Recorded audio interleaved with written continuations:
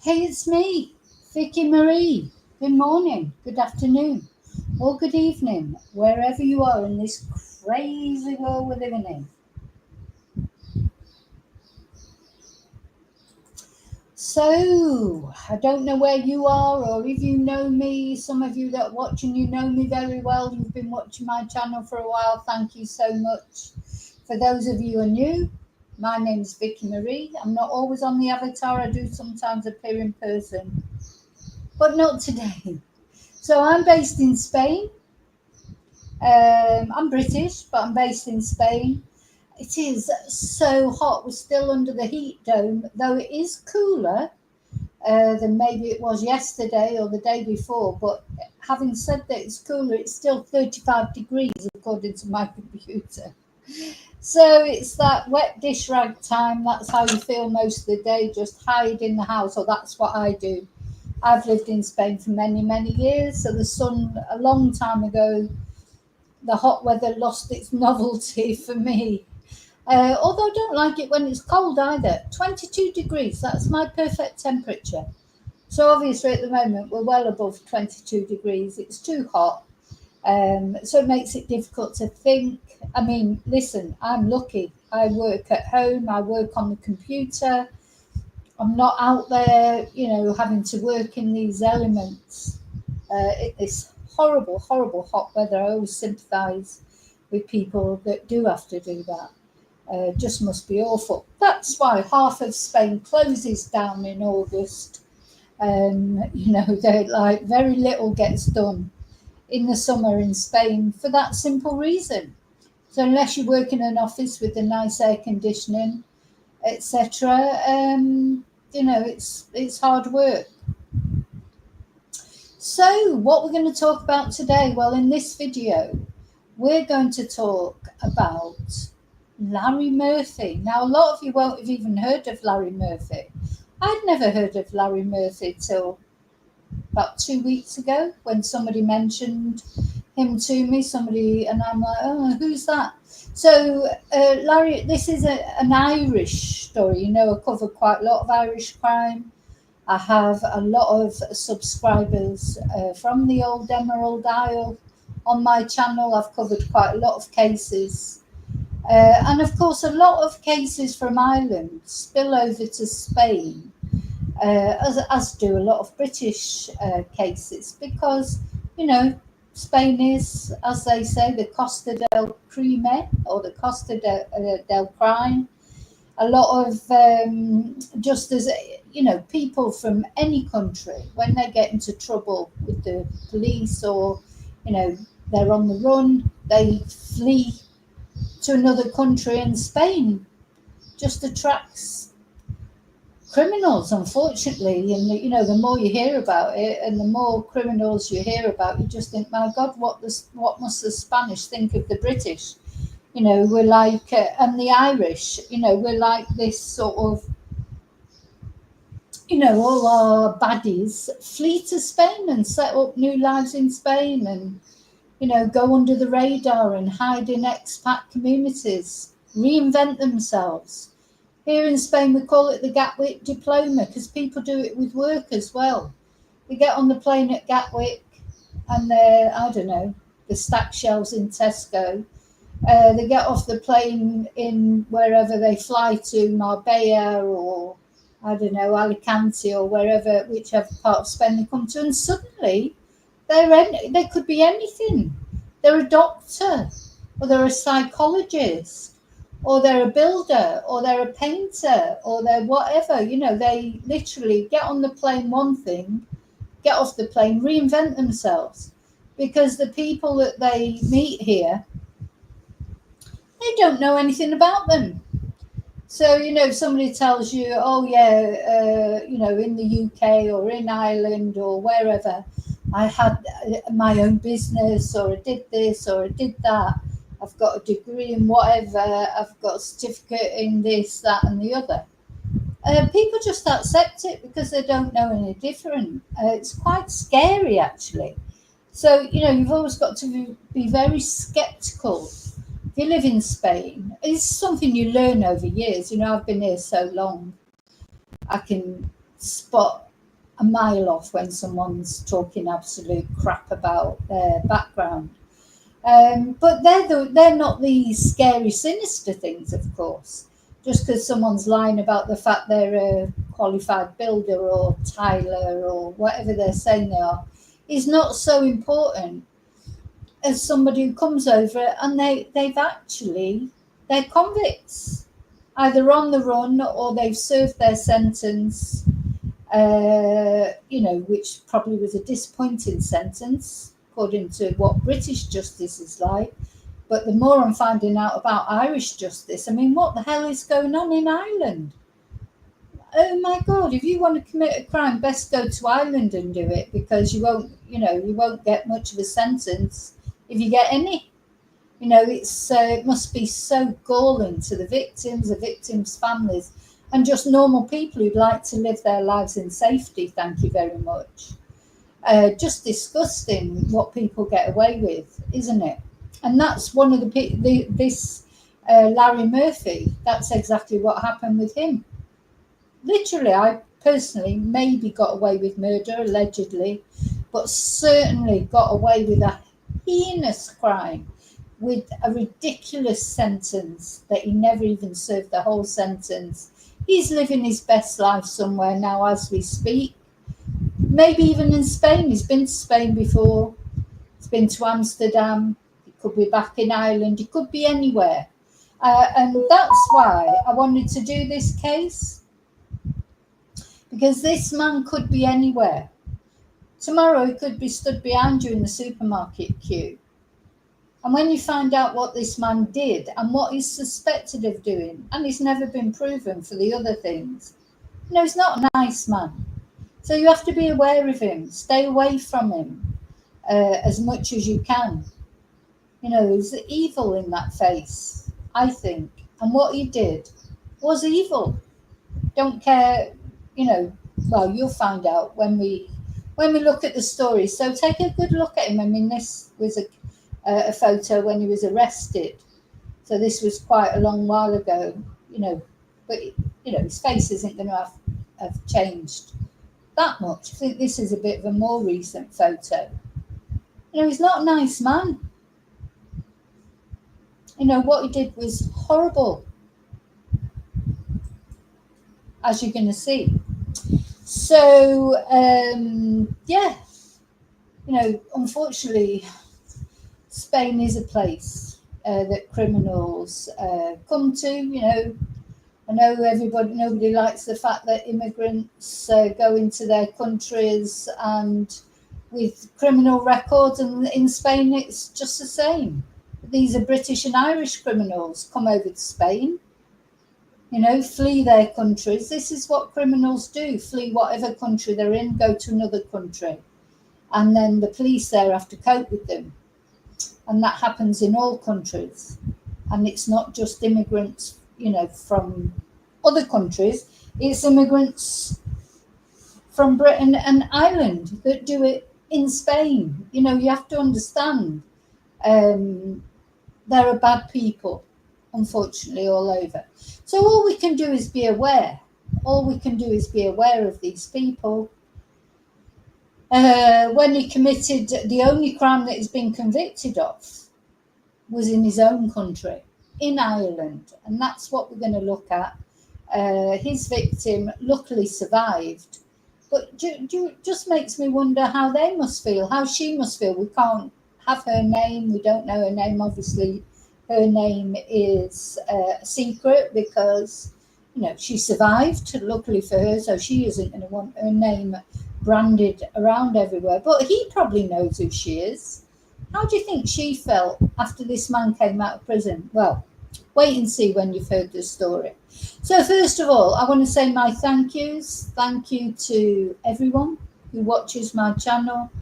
Thank you to all of you that are subscribed. Please think about subscribing if you want an update on this case or any other of the cases that we've been covering.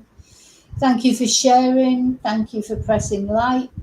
Special thank you as always to my members.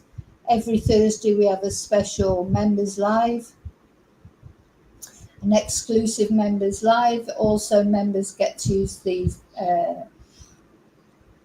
members emojis, and just apart from anything else, just support my channel, which is very much appreciated. Thank you. I appreciate all of you. Also thank you to those of you who sent me a Ko-fi.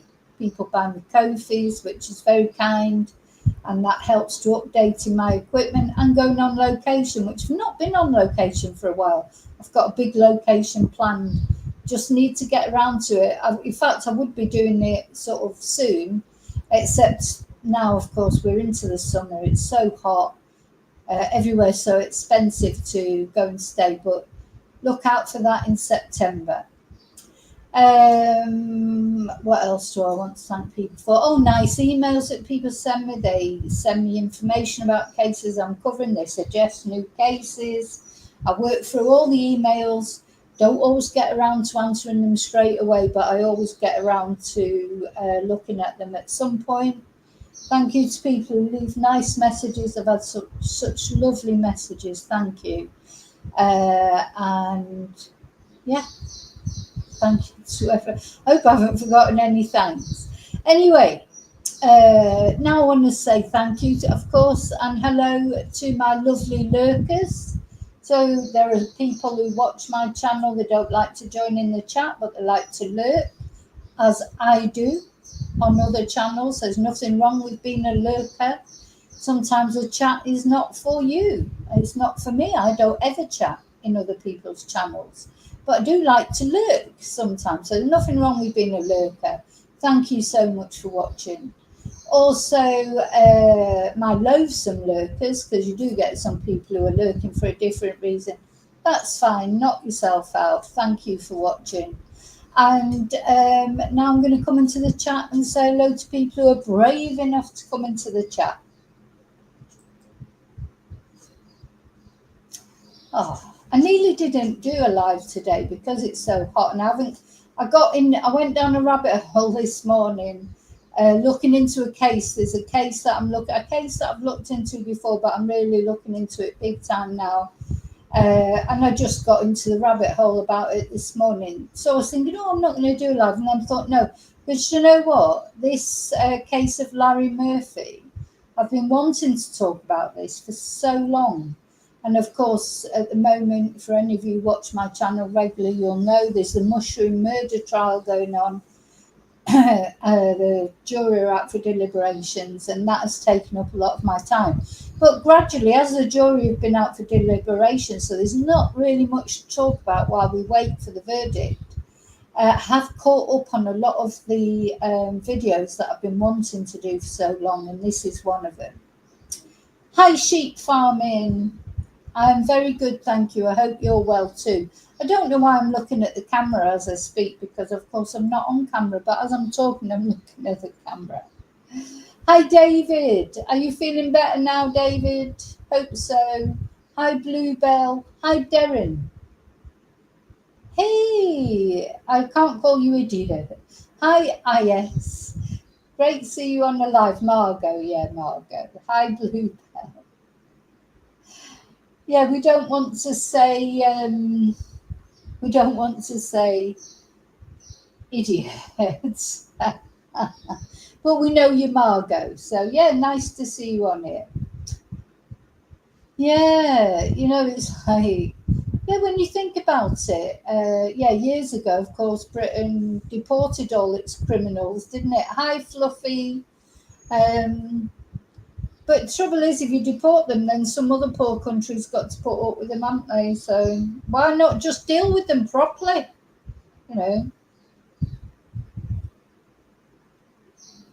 This is what makes me so angry. when the justice system doesn't work, when people don't get, even if they're convicted, like this guy, they don't get a proper sentence.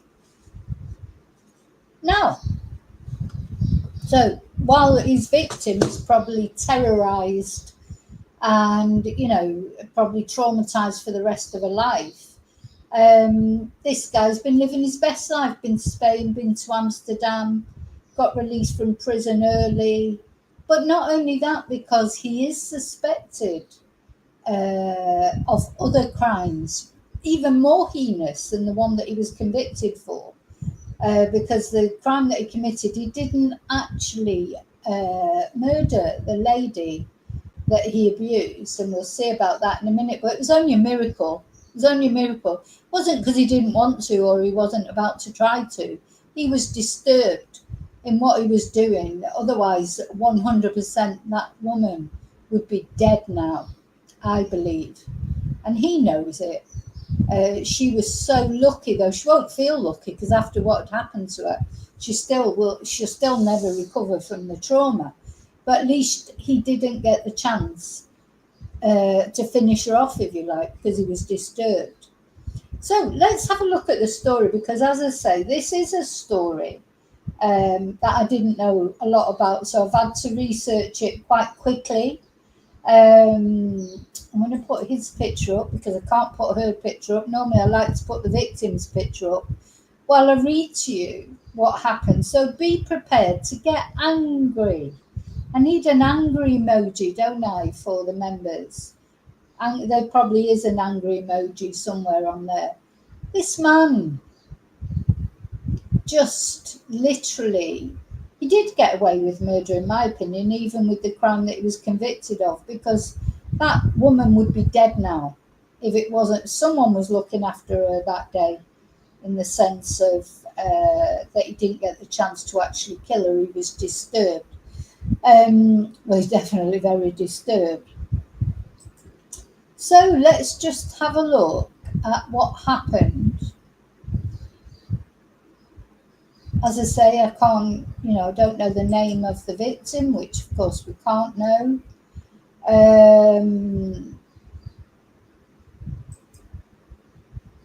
Hang on, I've got to find. Of course, I've got that many windows open, as usual. So many windows open.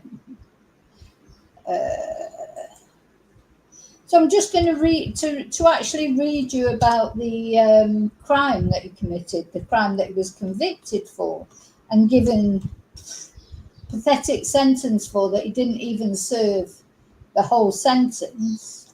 Let's see what he did. Okay, so so this is off Wikipedia. I'm just being honest. I'm reading this off Wikipedia because I didn't know the circumstances of this guy so well. I know a lot more now. We're going to watch a couple of videos, read a couple of articles of what he's had to say. But first of all, just to give you the background to the case, I'm just going to tell you about what it says on Wikipedia. Now, he was born in 1965 in Baltinglass, County Wicklow, Ireland. Now, any of you that watch my channel regularly, you might remember we've talked about the Vanishing Triangle in Ireland, which seems to be around this sort of area. There's a lot of people think that Larry Murphy may be involved in that Irish missing triangle, and for example, the deaths of other women that we've covered who disappeared and were never found. Jojo Dullard is one that I'm thinking of in particular. But, I'm not saying that he was involved in those. I'm just saying that there are many people that think it's possible he lived in that area, let's say. So he's an Irish convicted criminal. He was convicted for kidnapping, repeatedly raping, and attempted murder of a young woman on the 11th of February in 2000. So 25 years ago. So he's 60 now. So 25 years ago, he would have been 35. I mean, is that really going to have been his first rodeo? At 35, that he suddenly did this. He'd never done anything before. So this was in the Wicklow Mountains. So he was jailed in January 2001.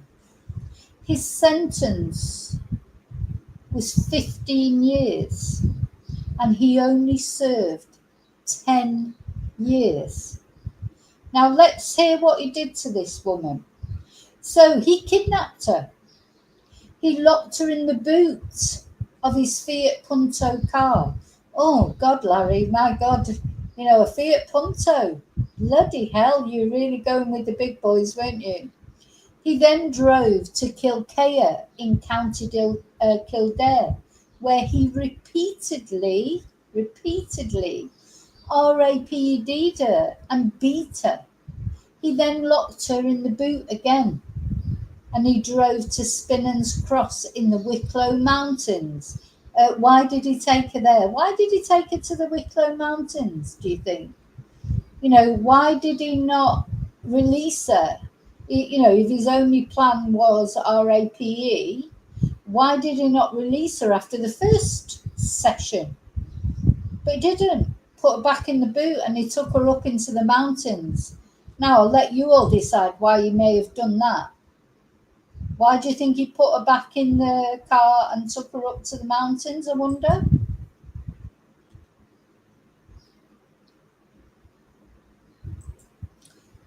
Anyway, that's what he did. And then he RAPD'd her again, many times, through all orifices, let's say, without going into graphic details, in 3 different orifices. So she started to fight back. So he produced a plastic bag. Why did he have a plastic bag with him, do you think? And he placed it over her head in an attempt to suffocate this poor woman after everything she'd been through. He's taken her up into the mountains, desolate, in as far as he thought, and he's assaulted her again, so terribly through all different orifices that it's possible to, and produced a plastic bag. So that woman, somebody was looking after her that day, because 2 hunters turned up and they recognized him. They appeared on the scene. They came across the scene. 2 hunters, and not only that, they knew him. So he fled the area and he returned to his home. And that's the only reason that woman is not dead today, isn't it? Not because he wasn't going to kill her, but because he was disturbed. And not only that, he was disturbed by people who knew him. Absolute, he is. There's no doubt in my mind that she would be dead now if those hunters wouldn't have come across. Now, so she is the only victim that is known of, but there are 8 and more suspected victims of Larry Murphy. But unfortunately, he hasn't been convicted for them, so we can only say allegedly. So those hunters escorted the woman to the police station, and they identified him as her attacker because they knew him. He was arrested the next morning. The police went to his home. He knew exactly why they were there, and he admitted what he had done. He was then tried, convicted of RAPE and attempted murder, and he was released. He was sentenced to 15 years, but he was released in 2010 after serving only 10 years. So you can imagine the public outcry. And, bearing in mind that while he was in prison, he refused any treatment or, assessment, etc. He never showed any remorse. He is believed to have said, when he was questioned about this poor woman's injuries, he was believed to have said, well, she's alive, isn't she? What's all the fuss about? She's alive. And the other interesting thing, which obviously it doesn't mean to say that, you can't use it as a proof that Larry has done anything more. His cousin, he has a cousin who's also a first cousin, who's a convicted rapist, a murderer, and who apparently made history in Ireland because he was the first person convicted ever using DNA testing. Let's just have a little look at his case. So he was convicted of killing a woman called, let me put his picture up actually.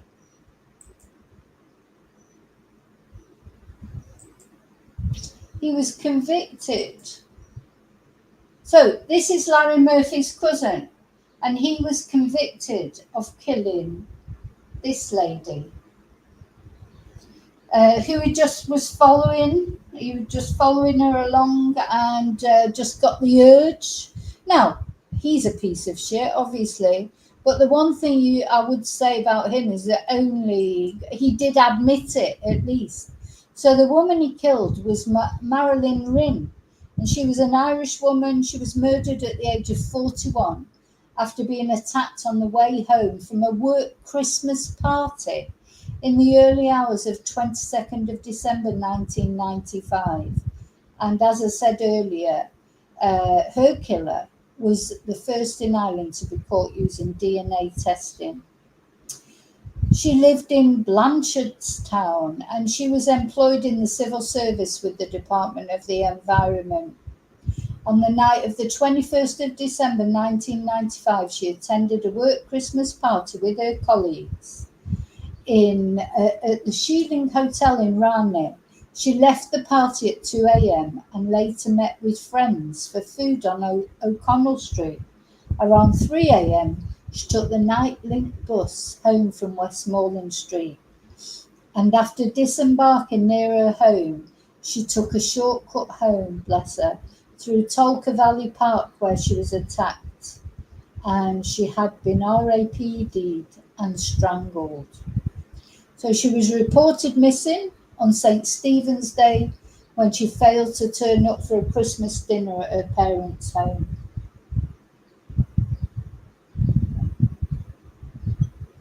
Her body was finally recovered on the 7th of January 1996 from Tolka Valley Park after a cadaver dog found her during a planned search. And there was semen recovered from her body because of the freezing temperatures. Now, it's interesting because another lady that we've talked about, a missing lady, Annie McCarrick, of course, there was a potential link investigated through that because Annie had an acquaintance who had contact with her before her death. Anyway, that's just an aside, really. So David Lawler, the person who was convicted for murdering her, so he's originally from Baltinglass, County Wicklow, living in Blanchardstown, living nearby to Rinn why do they call her Rinn? He lived nearby to her at the time of her death. He had also attended a Christmas party on the same night as her, and he is first cousins with infamous criminal Larry Murphy, and he went to school with him. So it's funny because Larry Murphy is so infamous, but, technically, on paper, there's only one crime that he's actually been convicted for. But he's, more infamous than this guy, even though the crime that that Larry Murphy's been convicted for was not murder. But he's so suspected in so many other crimes. You know, they need to get their act together and get him convicted of the other crimes, don't they?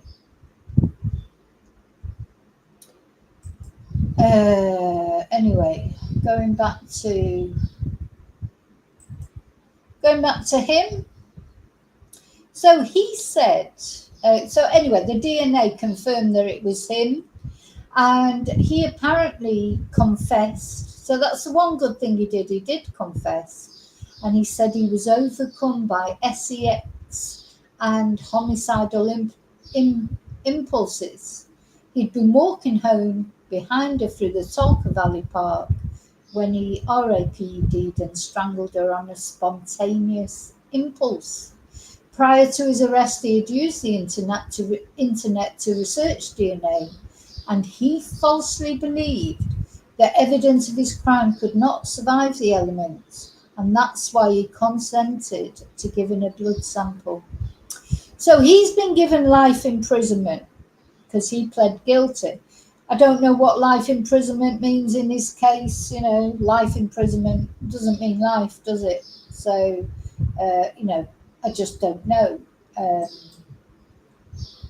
what his total, you know, knowing Ireland and their sentences probably wasn't life. What was it, 20 years or something? You know, it's not enough. Definitely not enough, is it? Okay, so going back to his cousin, Larry Murphy, going back to him.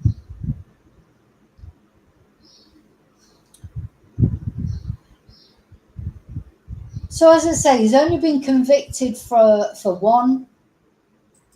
Sorry, I've just got to put some windows down. This is the only conviction that Larry has had. And it's not murder, but it could have been murder. So lucky for that woman that those two guys came along who knew her. Knew him. So he said apparently that she was lucky. This Larry Murphy's comments about this poor woman was, well, she's alive, isn't she? She was lucky. He showed no sign of remorse or guilt.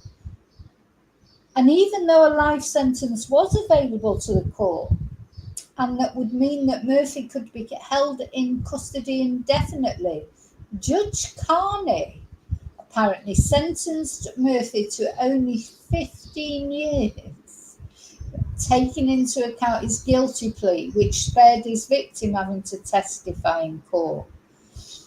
Okay, fair enough. And highlighting the fact that sentences by him had been overturned by the Criminal Court of Appeal. So basically what he's saying is, because he's pled guilty and because I don't want to get my sentence overturned by the Criminal Court of Appeal, he only gave him 15 years and he served less than 10.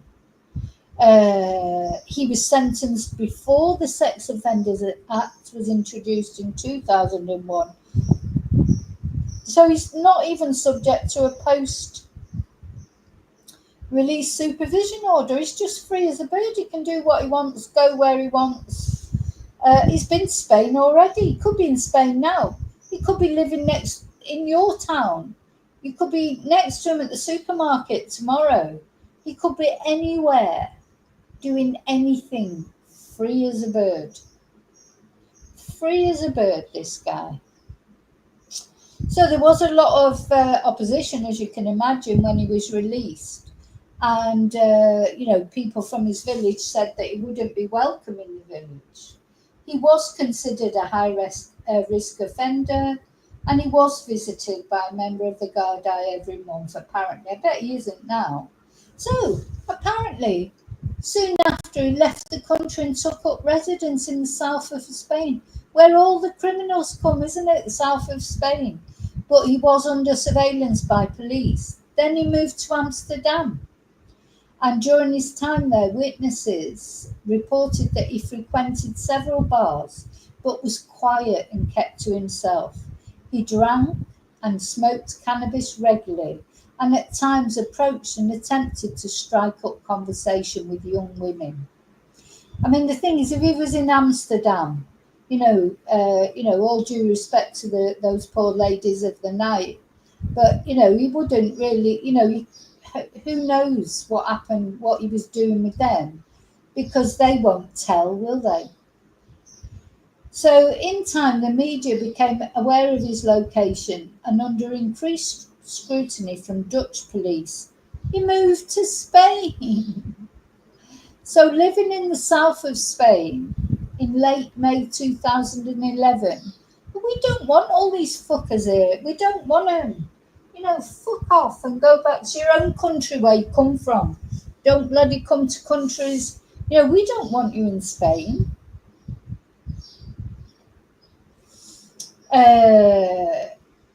God, it just makes me so angry, because how dare they? Anyway, allegedly, so he probably went there, reinvented he's been going under different names. One of the names he goes under is Charlie. We're going to look at that. So allegedly, his wallet and passport were stolen while he engaged the services of a prostitute. That's a surprise, isn't it? Engaging a man like that, you see, the only way you can get women is by either RAPE or prostitution. This man, he can't hold down a normal relationship with a woman.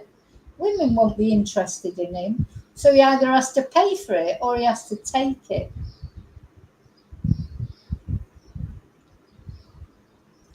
Anyway, this led him to consult the Spanish authorities in a bid to travel back to Ireland to obtain a new passport. As a result of his background becoming known, there was much dissension amongst the local population regarding his presence there. Imagine them poor Spanish people. You just, or whatever, whether it was the expat population or whatever it was, I don't know exactly where he was in south of Spain. Imagine finding out that a twonk like that was living just round the corner from you.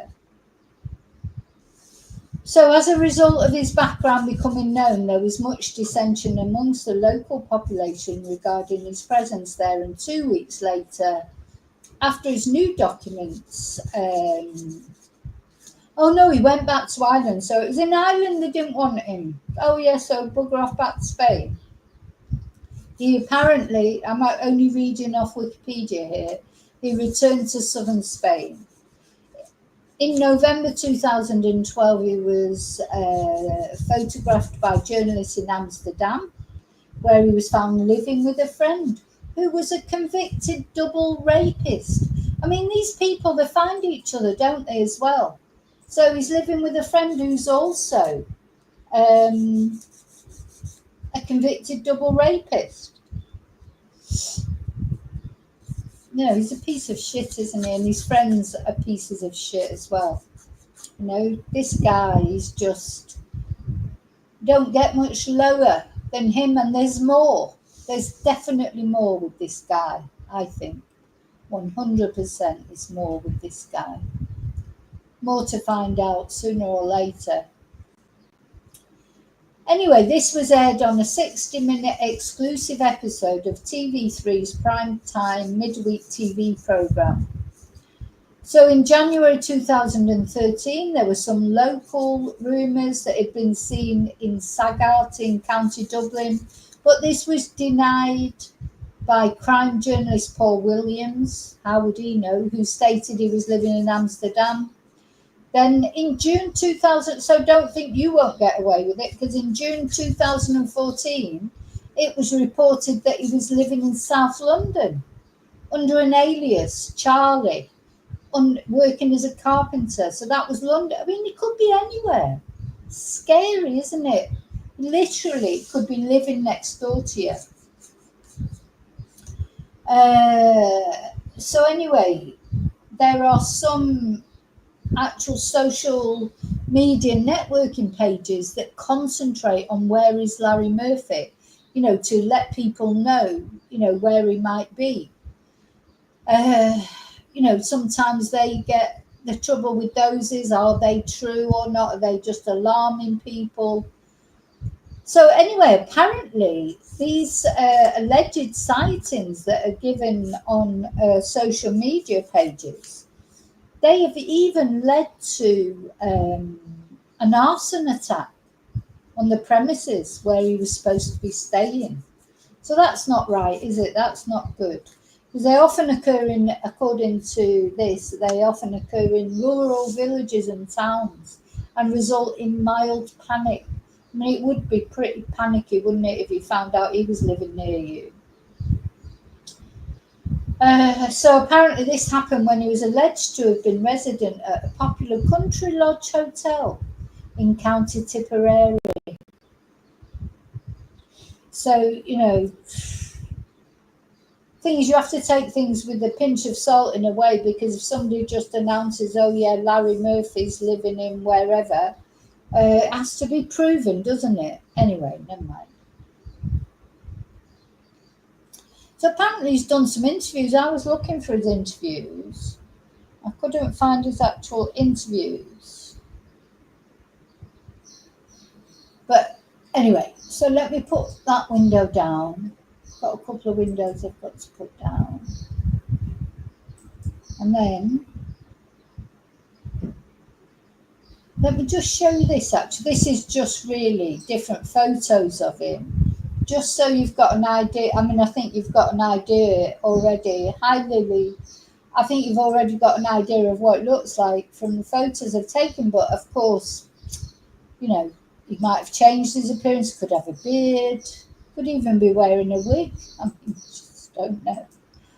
So here's various pictures of him going from when he was arrested and then more recent ones. Yeah.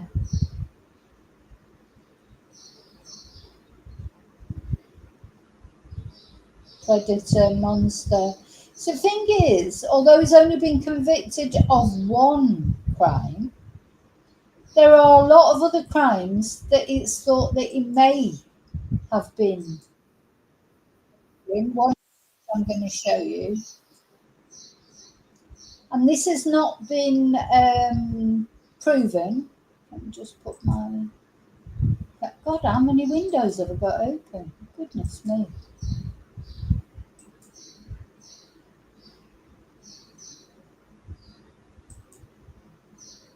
Yeah.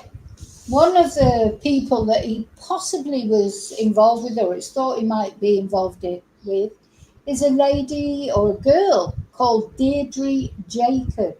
And she disappeared near her home in County Kildare on the 28th of July 1998 at the age of 18. Now, there's thoughts that he might have been responsible for that, but then other people, even her own parents, say they're not sure. I'm going to do a deep dive into that case at some point. I don't know enough about it. Just another of those cases, young girls that just disappear into thin air. But she's somewhere, isn't she? She's somewhere,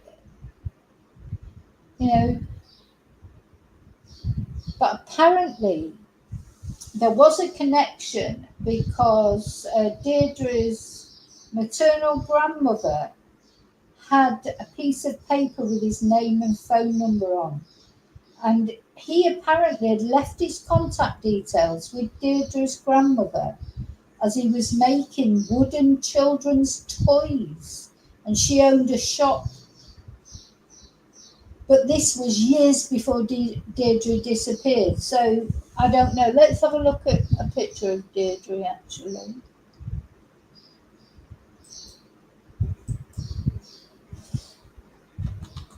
But yeah, that, all these women, these missing women, they deserve, a video in their own right. I just want to put you up a picture of her.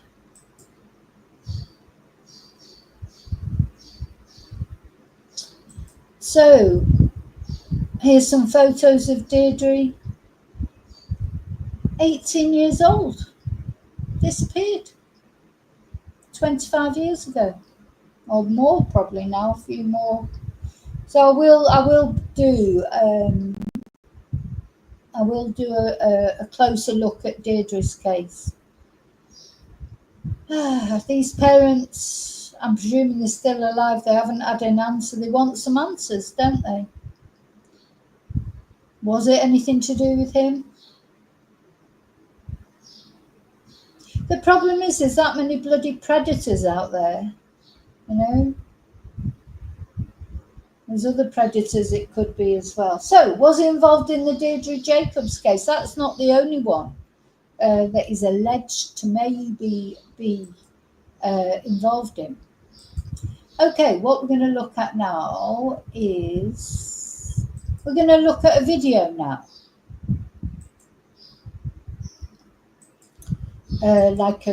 This is like a radio show.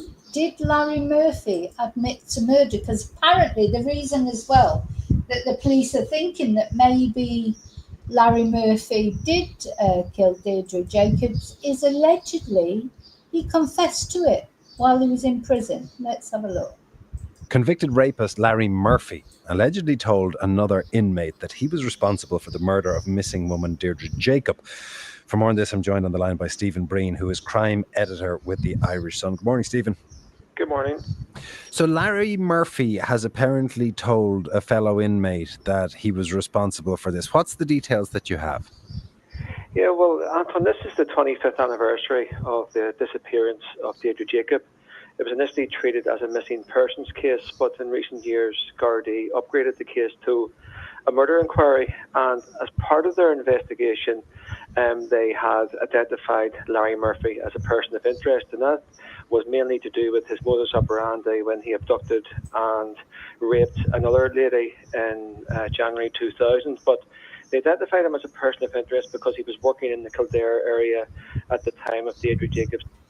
Now, this is like his modus operandi that they talk about. They literally took a woman off the street, practically, put her in the boot of his Fiat Punto, you know, his great big posh car that he had. Bloody hell, just shows you don't need a big car, do you?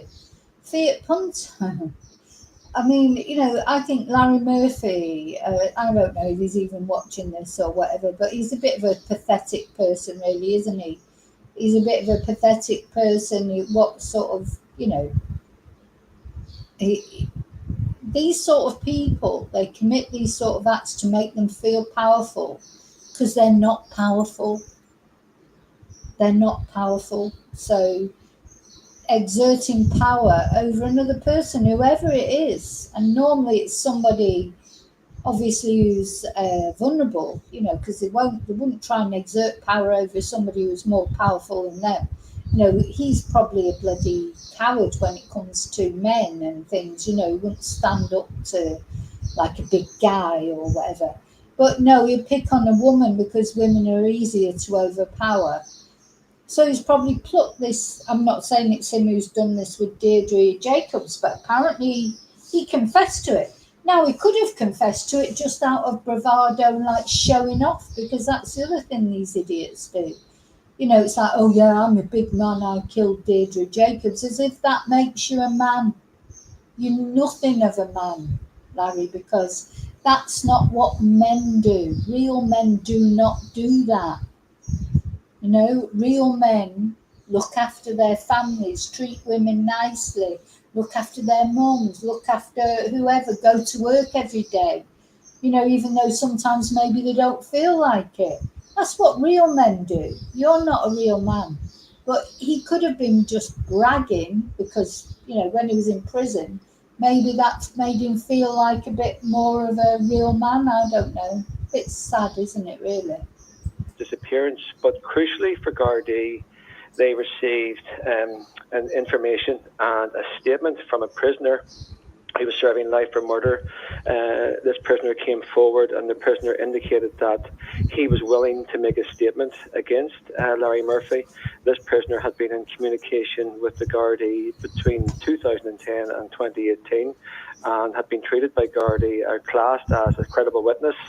And what he told Gardaí was that on a night in question, when they were both in prison, that they were taking ecstasy, they were taking alcohol and smoking cannabis when they were talking about various cases. And according to this prisoner, the prisoner indicated that Larry Murphy told him that he was responsible for Deirdre Jacobs' abduction, and indeed had killed her. He talked about how he pulled her in through the passenger window of his car, how he was driving around and had asked her for directions because he had a map in his car, and indeed spoke about quite graphically how he murdered Deirdre Jacob. And obviously this was a very key breakthrough for the Gardaí, and they continued with this, but they also received information from another prisoner as well, who claimed to have overheard conversations that Murphy had with other inmates where they talked about missing women and places where they could dispose of bodies. So it was significant, and it was a major part of the Garda investigation, and in the file that was sent to the DPP. Now, obviously this fits. Now, it's important to remember that sometimes prisoners, they do say, oh yeah, confess to me about that, because that gives them, they do it for attention or maybe some sort of, I don't know, bonus in their own case. Or it's not always true, is it? When other prisoners say, oh yeah, they confessed this to me, or they said this or that or the other. So we do have to remember that might not be true, what that prisoner is saying. He may not have said that to him. So, we've got to always remember that it may not be true. With pre-existing suspicions that the Gardaí might have. In terms of that file to the DPP and in terms of further action that may take, how admissible, how important do you think it will be? Well, in terms of the Garda investigation, it was a crucial part of their inquiry. The only problem that the Guards had in relation to compiling their file for the DPP was that they could not place Larry Murphy in Newbridge on the day that Deirdre Jacob disappeared. They couldn't find any CCTV evidence of him being in the area, or indeed any other witness evidence that might place him in the area. It was sent to the DPP along with other strands of investigation, but the DPP came back last year and indicated that there wasn't enough evidence to bring any charge against Larry Murphy, and that's mainly because of the lack of eyewitness evidence or any other forms of evidence that could back up what the prisoner was saying. Now, the prisoner was treated as a credible witness. The prisoner wasn't gaining anything from coming forward. There was no incentive for him to come. He said he wasn't gaining anything from coming forward, no incentive for him for coming forward. He was thought of as a credible witness, but nothing was found. The problem is, of course, we are talking about a different time as far as even CCTV, although there would have been CCTV, but not like there is now. There would have been DNA evidence, but again, not like there is now. And of course, they've never found her body. This girl's body has not been found. But is she buried up in the Wicklow Mountains? I mean, to me, I think it's as clear as day that Larry took his victim up to the Wicklow, the victim who was convicted for RAPIMG, with the intention of killing her and burying her up there. There's probably a lot of girls up there, unfortunately. So, and where do the Gardaí start? I mean, they have been looking. I mean, recently, we've seen that they have been searching for quite a lot of remains, and also, declaring what were missing person cases. Now they're murder cases, and that gives them more resources. But out of all them, and I know they're trying, but all the ones I've reported on, they still haven't found anybody. Come on, find at least. I think if they at least found one of these many bodies that they're looking for, it would then give a sort of something. Surely, sooner or later, they've got to find one of these poor, unfortunate people that the Irish police are looking for. And thank God they're looking, but it's so frustrating, isn't it, when they don't find anything? Forward, and he said he did this because he had a daughter and he had a mother and a wife as well. So it was unfortunate for the Guards that they did put together their file. The main focus was Larry Murphy, but there just wasn't enough to bring any charges against him. Stephen, thank you very much for that. That is Stephen Breen, who is crime editor with the Irish Sun, and that story is on the front page of today's Irish Sun, with 2 pages dedicated to it within, if you want to read more detail about Larry Murphy allegedly telling another inmate that he was responsible for the murder of missing woman Deirdre Jake.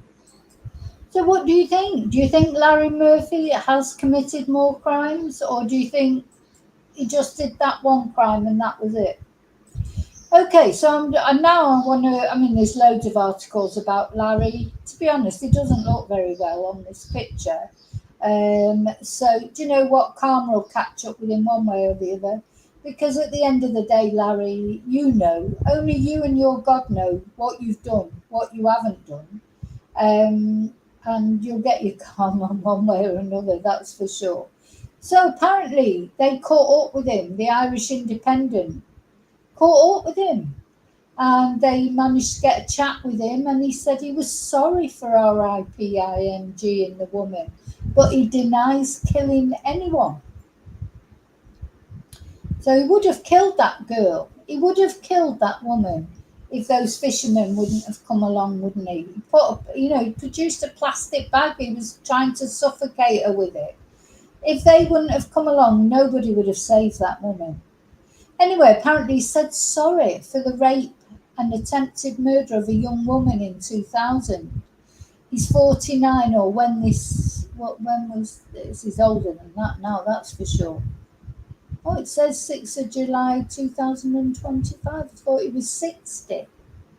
Anyway, it says he was released, probably been updated. This won't be, it hasn't just been made, this article.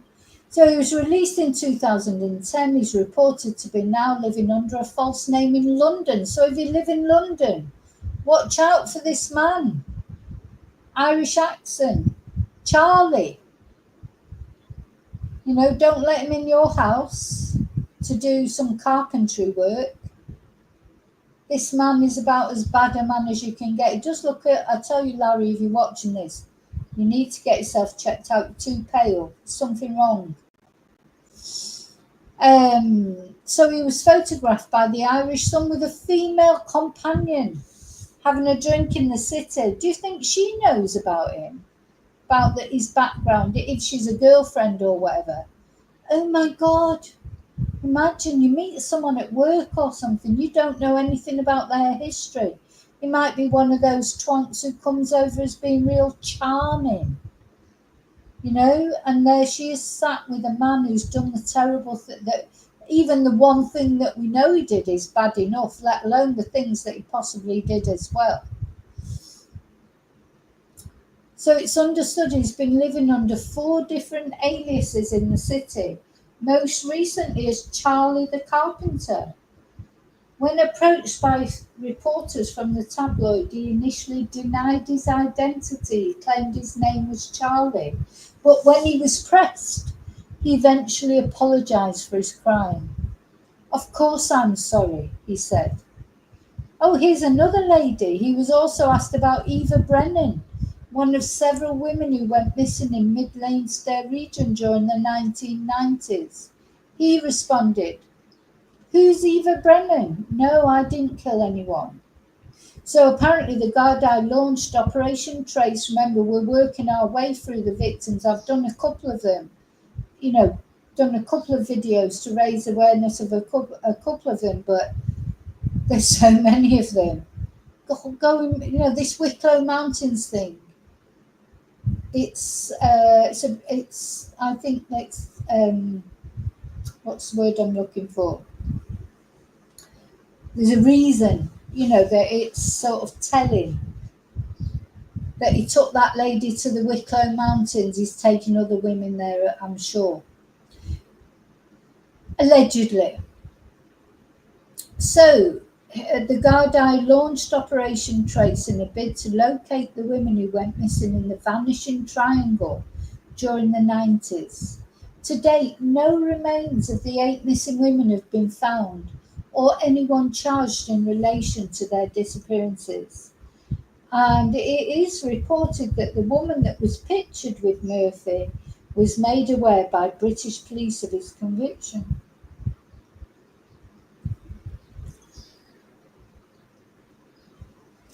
He has been living in London since March of 2013. Of course, he might not still be living there now. Although Murphy is under strict conditions to notify authorities in Britain of his address, he has not come to their attention for any wrongdoing, and it is believed he has no plans to return to Ireland due to fears for his safety. Oh, do you know, it makes me die when they say things like this. Fears for his safety. What about that fucking poor woman's safety? The woman he was convicted of raping and attempting to kill. What about her safety? No, I just don't care about his safety. I literally could not care less. But he cares about his safety. All these twonks always care about their own safety, don't they? They care about their own sort of mortality. They're scared of dying. But they're not scared of killing somebody else. Nobody, other people don't matter, but they matter. God. So I wonder who that woman was he was with. Was it a girlfriend? He does look poorly, this guy, doesn't he? Look at his pasty face. Yeah, everyone gets their karma in the end anyway. You get your karma. You definitely get your karma one way or another, so... let's just go back to all these various pictures of him.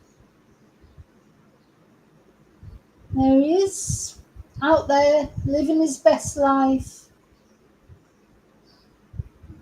He's not got to look over his shoulder in case somebody's coming to kill him. You know, like that poor victim of his. Hi, Joanne. No, could you imagine how his victim will feel? He's out. It should be scared that he's going to come looking for her. She's the only person who actually sort of experienced his sort of nastiness.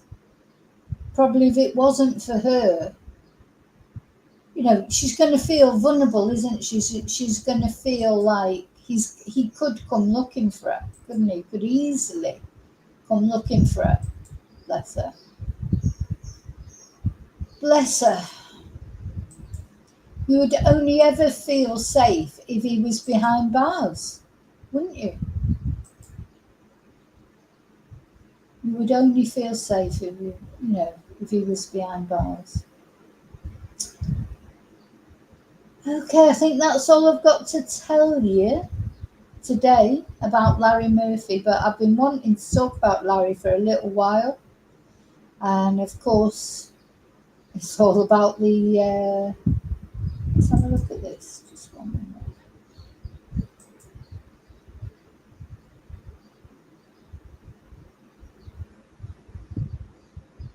I just want to show you this article. So this is an article that's talking about when he was in Amsterdam.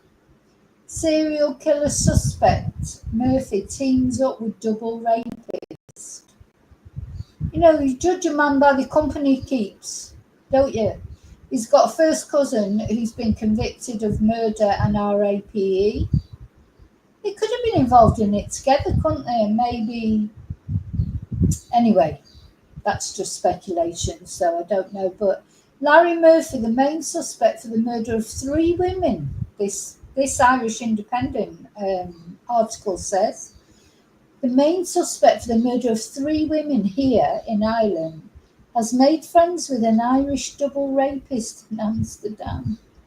The Dublin man, who cannot be named for legal reasons, RAP'd 2 women at knife point in the south of the city more than 10 years ago. The 2 men became close pals when they were both serving time for their crimes in Arbour Hill Prison in Dublin, which houses the country's sex offenders. So Murphy served a sentence for the RAPE of a young woman from Carlow and was about to murder her when he was interrupted by hunters. Who knew him? So our photos show Murphy with the other Irishman in Amsterdam, where Murphy tried to interact with female passers-by. gosh. A Garda source told the Irish Independent the man you photographed with Murphy is a total brute, just like his friend. He carried out a horrific attack on those two women. So yeah, judge a man by the company he keeps. And like Murphy had not come to Garda attention before that event. And security sources have described the attack by Murphy's friend as absolutely horrific. He held the women hostage in an apartment and attacked them with a knife. He then took turns raping both of them, but he was arrested soon after by uniformed Gardaí. He admitted his crimes but offered no explanation. What explanation do you have to? Is SEX is the explanation, and because he's a complete twonk. So he too was jailed for 10 years after pleading guilty to 4 counts of rape.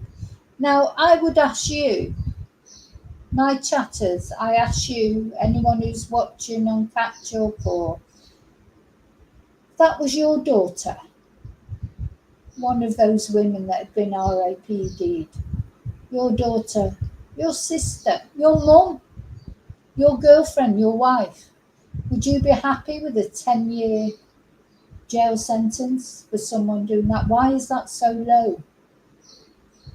And even more so as far as Murphy was concerned, because he clearly was intending to kill that girl. You know? So apparently this guy is on the sex offenders register, which had come into existence before his conviction. So he was released in 2008. He kept in touch with Murphy, who was himself released in 2010.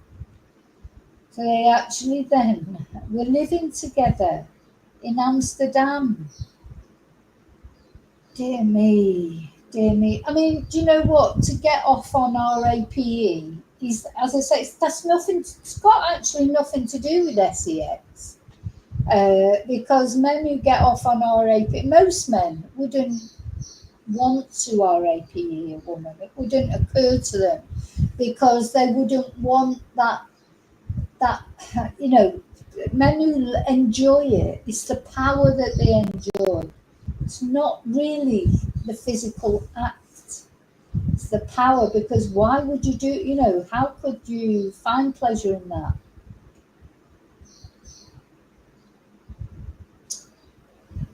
So apparently Murphy helped his friend get a job at the same logistics firm. Do you think they know about him there? So the double RAPIST collects Murphy for work every morning at 4 a.m. on a scooter. I thought they were living together. And whenever the suspected serial killer goes out, he travels with his friend on the bike. They're rarely seen apart and they seem to spend all their free time together. Probably nobody else would touch him with a barge pole. They were seen going fishing together. The man regularly spends the night in Murphy's flat, which is situated in a quiet suburb where no one is aware of their sordid past. So they, you know, what must the Amsterdam police feel as well? You know, I bet there's loads of ex-criminals in Amsterdam, ex-British or Irish criminals. If they don't go to Amsterdam, they go to Spain, I suppose. I mean, oh, they could go anywhere in Europe, really, couldn't they? So sources in Holland have confirmed the Amsterdam police are aware of the presence of the two men in the city, and a security source described the revelation by the Irish Independent as very disturbing. If the only company Larry Murphy keeps is also a violent SEX offender, it's hard to see how either of them has reformed. As I say, judge a man or a woman by the company they keep. Who was Lucy Letby befriended in prison? That horrible Beinash Batul, the murderous stepmother of that little girl. You know, it's Sarah, little girl Sarah Sharif. Says everything to me. It speaks volumes about Lucy. For people who think that Lucy's not guilty, why is she associating with someone like her? So apparently Murphy only spent 3 weeks in Ireland since his release from prison, despite reported sightings in practically every county in Ireland. Yeah, I think that's the problem with that. Like going back to talking about those Facebook groups that have been set up to try and establish where he is. The problem with that is you do get false sightings, don't you? Anyway, he apparently has told probation workers and Garda that he has no intention of ever coming back to Ireland because he fears for his safety. But do you know, that means nothing either. This man's a liar. He's a nasty, horrible man. Just because he says he's not going back to Ireland doesn't mean to say he hasn't gone back. He could be there now as we speak. Or maybe he's still in London, or maybe he's in Spain. But the thing is, he could be anywhere, couldn't he? Could it be anywhere? And that's what's scary, I think, especially wherever you live. People like this could be living next to you, stood behind you in the supermarket queue, you know, going out with your sister, your mum, your friend, even your daughter. This could be their partner. Scary, because he never got a proper sentence in the first place, and he hasn't, unfortunately. They haven't had enough evidence against him for the other crimes, which possibly he was involved in. Allegedly, of course. You know, I can't say that he was involved. We don't know, but anyway. Okay, that's it. So, thank you for joining me. Hope you enjoy the rest of your morning, your afternoon, or your evening. Please don't forget to like and subscribe. I will keep you up to date. Anything I hear about the Vanishing Triangle or the latest searches at the Irish police, I do. You know, I'll keep I'll keep you up to date with any of the cases that I'm covering, of course. And yeah, just be careful who you bump into, who you meet when you get talking to them. Part of the reason that I wanted to do this as well is I wanted people to see this man's face. Sorry, that's his cousin. He's in prison. That's his cousin who murdered this poor lady. So yeah, his first cousin is also a murderer. Now, he's only allegedly a murderer, Larry. He's only actually been convicted for RAPE and attempted murder. How lucky was that woman that those hunters came along just as he was about to kill her.